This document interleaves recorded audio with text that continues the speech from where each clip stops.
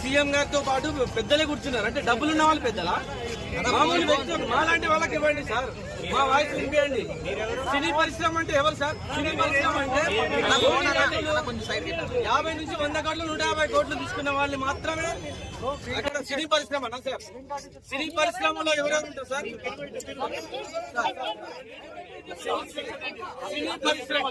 సినీ పరిశ్రమ ఎవరు సార్? కార్మికుల దగ్గర నుంచి, ప్రేక్షకుల దగ్గర నుంచి, నటులు, దర్శకులు, నిర్మాతలు. సామాన్య ప్రేక్షకులు మేడం, రేవంత్ రెడ్డి గారు సామాన్య ప్రేక్షకుని గురించి ప్రేక్షకునికి అందుబాటు ధరల్లో టికెట్ రేట్స్ లేవు సార్. ప్రేక్షకునికి అందుబాటు ధరల్లో టికెట్ రేట్స్ లేవు. సో సార్ మీరు పెంచాలనుకుంటే పెంచండి. పెద్ద బడ్జెట్ సినిమాలకు డబ్బులు ఖర్చు అయితే కాబట్టి పెంచుతారు, ఓకే. కానీ సార్